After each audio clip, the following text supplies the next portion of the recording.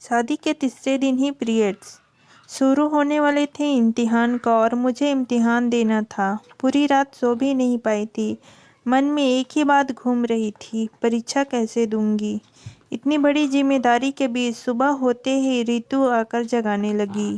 कहने लगी कि बहुत मेहमान हैं, सबके उठने से पहले नहा लो, नहीं तो फिर आंगन में भीड़ बढ़ जाएगी और सबके सामने गीले बाल लेकर तो नहीं जा सकती थी।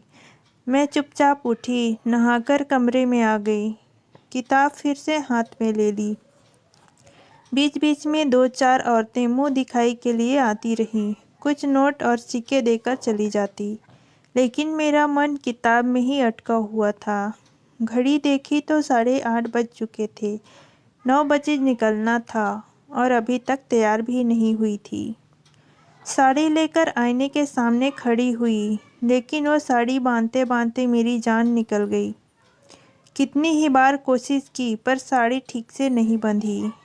आखिरकार हार मानकर रुआंसी सी होकर बैठ गई।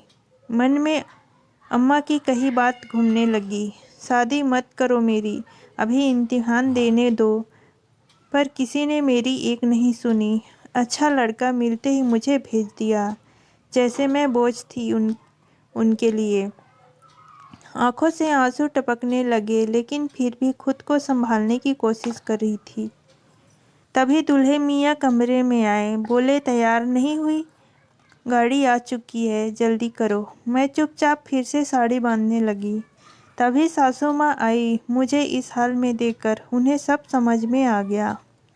वो बिना कुछ कहे बाहर गई और थोड़ी देर बाद रितु को आवाज़ लगाई, सुनो बेटा, ये पहन लो, परीक्षा देने माथे पर ओढ़नी रख लेना।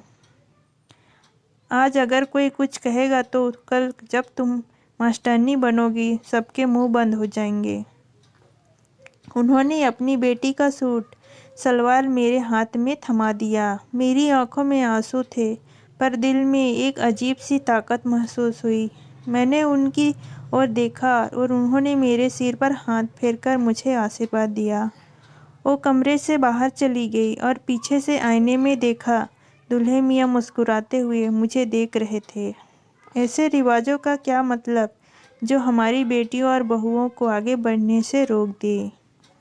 दोस्तों, आपको कहानी कैसी लगी कमेंट में ज़रूर बताइएगा। अगर अच्छा लगे तो चैनल को लाइक, सब्सक्राइब एंड शेयर ज़रूर करें। धन्यवाद।